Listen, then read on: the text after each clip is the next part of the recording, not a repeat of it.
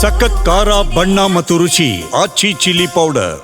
ಅಧಿವೇಶನದಲ್ಲಿ ಪ್ರತಿಪಕ್ಷಗಳನ್ನು ಕಟ್ಟಿಹಾಕುವ ಬಗ್ಗೆ ರಣತಂತ್ರ ರೂಪಿಸಲು ಸಿಎಂ ನೇತೃತ್ವದಲ್ಲಿ ಸಿಎಲ್ಪಿ ಸಭೆ ನಡೆಯಿತು. ಅದರಲ್ಲಿ ಗ್ಯಾರಂಟಿ ಯೋಜನೆಗಳ ಬಗ್ಗೆ ಕಾಂಗ್ರೆಸ್ ಶಾಸಕರೇ ವಿರೋಧ ವ್ಯಕ್ತಪಡಿಸಿದರು. ಗ್ಯಾರಂಟಿ ಮುಂದಿಟ್ಟುಕೊಂಡು ಎಲೆಕ್ಷನ್ಗೆ ಹೋಗೋಕೆ ಸಾಧ್ಯವಿಲ್ಲ ಅಂತ ಗುಡುಗಿದ್ರು.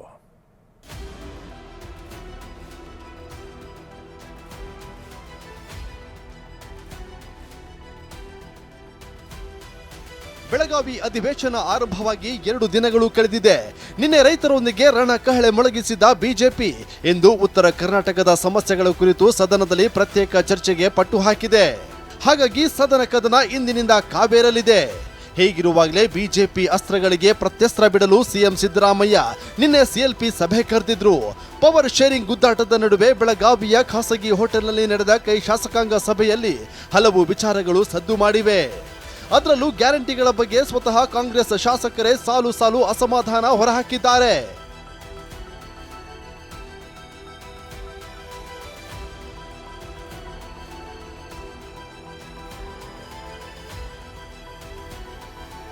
ಗ್ಯಾರಂಟಿ ಯೋಜನೆಗಳ ವಿರುದ್ಧ ಸಿಎಲ್ಪಿ ಸಭೆಯಲ್ಲಿ ಅಸಮಾಧಾನ. ಅನ್ನಭಾಗ್ಯ, ಗೃಹ ಜ್ಯೋತಿ, ಗೃಹಲಕ್ಷ್ಮಿ, ಯುವ ನಿಧಿ, ಶಕ್ತಿ ಯೋಜನೆ ಇದೇ 5 ಗ್ಯಾರಂಟಿಗಳನ್ನ ಮುಂದಿಟ್ಟು ರಾಜ್ಯ ಸರ್ಕಾರ ಅಧಿಕಾರದ ಗದ್ದುಗೆ ಹಿಡಿದಿತ್ತು. ಸಿಎಂ ಸಿದ್ದರಾಮಯ್ಯ ಕೊಟ್ಟ ಮಾತಿನಂತೆ ನಡೆದಿದ್ದೇವೆ ಅಂತ ಹೇಳುತ್ತಲೇ 2.5 ವರ್ಷ ಪೂರೈಸಿದ್ದಾರೆ. ನಿನ್ನೆ ನಡೆದ ಸಿಎಲ್ಪಿ ಸಭೆಯಲ್ಲಿ ಪವರ್ ಶೇರಿಂಗ್ ಬಗ್ಗೆ ಯಾವುದೇ ಚರ್ಚೆಯಾಗಿಲ್ಲ ಎನ್ನಲಾಗಿದೆ. ಆದ್ರೆ ಗ್ಯಾರಂಟಿ ಯೋಜನೆಗಳ ಬಗ್ಗೆ ಅಪಸ್ವರ ಕೇಳಿ ಬಂದಿದೆ. ಮಾಲೂರು ಶಾಸಕ ಕೆಎನ್ ನಂಜೇಗೌಡ, ವಿಧಾನ ಪರಿಷತ್ ಸದಸ್ಯ ಸುಧಾಮ್ ಸೇರಿ ಹಲವರು ಗ್ಯಾರಂಟಿಗಳ ಬಗ್ಗೆ ಬಹಿರಂಗ ಅಸಮಾಧಾನ ಹೊರಹಾಕಿದ್ರು. ಸಿಎಲ್ಪಿ ಸಭೆಯಲ್ಲಿ ಯಾವೆಲ್ಲ ವಿಚಾರ ಚರ್ಚೆ ಆಯ್ತು ಅನ್ನೋದರ ಇನ್ಸೈಡ್ ಮಾಹಿತಿ ಟಿವಿ9ಗೆ ಲಭ್ಯವಾಗಿದೆ. ಬರೀ ಗ್ಯಾರಂಟಿ ಯೋಜನೆಗಳನ್ನ ನಂಬಿಕೊಂಡಿದ್ರೆ ಆಗದು. ಗ್ಯಾರಂಟಿ ಬಿಟ್ಟು ನಮಗೆ ಅಭಿವೃದ್ಧಿ ಯೋಜನೆಗಳನ್ನ ಕೊಡಿ. ಜನ ಗ್ಯಾರಂಟಿಗಳ ಬಗ್ಗೆ ಹೊಗಳಿಕೆಯ ಮಾತನಾಡ್ತಿಲ್ಲ. ಗ್ಯಾರಂಟಿ ನಂಬಿಕೊಂಡು ಚುನಾವಣೆ ಎದುರಿಸಲು ಸಾಧ್ಯವಿಲ್ಲ.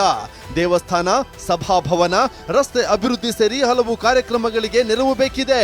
ಈ ನಿಟ್ಟಿನಲ್ಲಿ ಸರ್ಕಾರ ನಮ್ಮ ನೆರವಿಗೆ ಬರಬೇಕು. ಗ್ಯಾರಂಟಿ ಯೋಜನೆಗಳ ಬಗ್ಗೆ ಪುನರ್ ಪರಿಶೀಲನೆ ಮಾಡಬೇಕು ಅಂತ ಕಾಂಗ್ರೆಸ್ ಶಾಸಕಾಂಗ ಸಭೆಯಲ್ಲಿ ಸಿಎಂಗೆ ಶಾಸಕರು ಆಗ್ರಹಿಸಿದ್ದಾರೆ.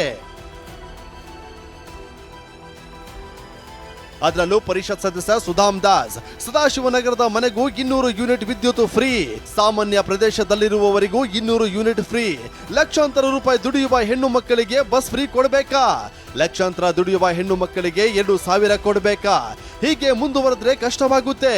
ಗ್ಯಾರಂಟಿಗಳ ಪುನರ್ ಪರಿಶೀಲನೆ ಮಾಡಿ ಅಂತ ಒತ್ತಾಯಿಸಿದ್ದಾರೆ. ಸುಧಾಮ್ ದಾಸ್ ಮಾತಿಗೆ ಸಭೆಯಲ್ಲಿದ್ದ ಇತರ ಶಾಸಕರು ಸಹಮತ ವ್ಯಕ್ತಪಡಿಸಿದ್ರು. ಇನ್ನು ಅಧಿಕಾರಿಗಳ ಭ್ರಷ್ಟಾಚಾರ ಮಿತಿ ಮೀರಿದೆ ಅಂತ ಸಭೆಯಲ್ಲಿ ನಂಜೇಗೌಡ, ಅಪ್ಪಾಜಿಗೌಡ, ಸುಧಾಮ್ ದಾಸ್ ಸೇರಿ ಹಲವರು ಪ್ರಸ್ತಾಪಿಸಿದ್ದು, ಶಾಸಕರ ಫೈಲ್ಗಳನ್ನೇ ಅಧಿಕಾರಿಗಳು ಪೆಂಡಿಂಗ್ ಇಡ್ತಾ ಇದ್ದಾರೆ. ಹೇಳೋರು ಕೇಳೋರು ಇಲ್ಲದಂತಾಗಿದೆ ಅಂತ ಆಕ್ರೋಶ ಹೊರಹಾಕಿದ್ರು.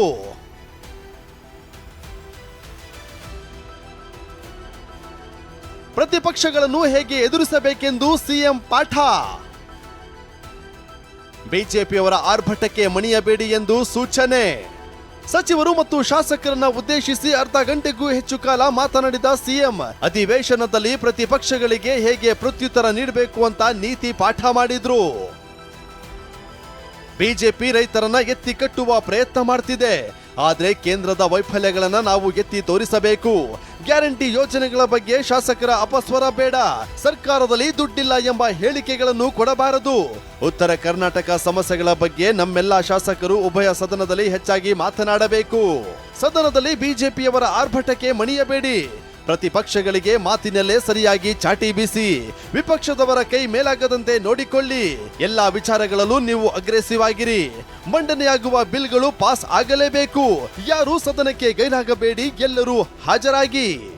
ಹೀಗಂತ ಸಿಎಂ ಸಿದ್ದರಾಮಯ್ಯ ಸಿಎಲ್ಪಿ ಸಭೆಯಲ್ಲಿ ಸಚಿವರು ಶಾಸಕರಿಗೆ ಕಟ್ಟಪ್ಪಣೆ ನೀಡಿದ್ದಾರೆ. ಸಭೆ ಕುರಿತಂತೆ ಮಾಜಿ ಸಚಿವ ರಾಜಣ್ಣ ಹೇಳಿದ್ದು ಹೀಗೆ.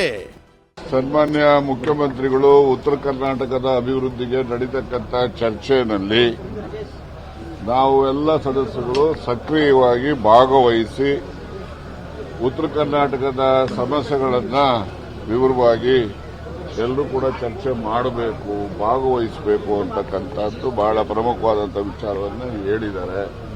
ಅದರ ಜೊತೆಯಲ್ಲಿ ಕಡ್ಡಾಯವಾಗಿ ಎಲ್ಲರೂ ಕೂಡ ವಿಧಾನಸಭೆ, ವಿಧಾನ ಪರಿಷತ್ನಲ್ಲಿ ಹಾಜರಿರಬೇಕು ಅಂತಕ್ಕಂಥದ್ದು. ವಿಶೇಷವಾದಂತಹ ರಾಜಕೀಯ ಬೆಳವಣಿಗೆ ಚರ್ಚೆಗಳು ಯಾವುದೂ ಆಗಿಲ್ಲ. ಬಿಜೆಪಿ ಶಾಸಕಾಂಗ ಸಭೆಯಲ್ಲೂ ಸರ್ಕಾರ ಕಟ್ಟಿಹಾಕಲು ರಣತಂತ್ರ. ಬೆಳಗಾವಿಯಲ್ಲಿ ನಿನ್ನೆ ರಾತ್ರಿ ಬಿಜೆಪಿ ಶಾಸಕಾಂಗ ಸಭೆಯೂ ನಡೆಯಿತು. ರಾಜ್ಯ ಸರ್ಕಾರ ಈಗ ಕೇಂದ್ರದತ್ತ ಬೊಟ್ಟು ಮಾಡ್ತಾ ಇದೆ. ಇದಕ್ಕೆ ನಾವು ಸಮರ್ಥ ತಿರುಗೇಟು ನೀಡಬೇಕು. ಸರ್ಕಾರದ ಭ್ರಷ್ಟಾಚಾರ, 40% ಕಮಿಷನ್ ಬಗ್ಗೆ ಧ್ವನಿ ಎತ್ತಬೇಕು. ಬೆಂಗಳೂರಿನ ವಿಚಾರಗಳನ್ನ ಪ್ರಸ್ತಾಪಿಸಬೇಕು. ಗ್ರಾಮೀಣಾಭಿವೃದ್ಧಿ ಇಲಾಖೆ ವೈಫಲ್ಯಗಳ ಬಗ್ಗೆ ಬೆಳಕು ಚೆಲ್ಲಬೇಕು ಅನ್ನೋದು ಸೇರಿ ಹಲವು ವಿಷಯಗಳನ್ನ ಮುಂದಿಟ್ಟು ಸರ್ಕಾರವನ್ನ ಕಟ್ಟಿಹಾಕಲು ತಂತ್ರ ರೂಪಿಸಲಾಗಿದೆ. ಬಿಜೆಪಿ ಶಾಸಕಾಂಗ ಸಭೆಗೆ ರೆಬಲ್ಸ್ ಟೀಮ್ನ ರಮೇಶ್ ಜಾರಕಿಹೊಳಿ ಗೈರು ಹಾಜರಾಗಿದ್ರು.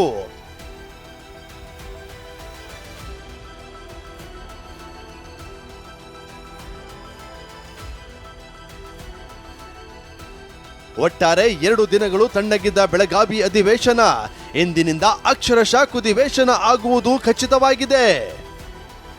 Bureau report, TV9.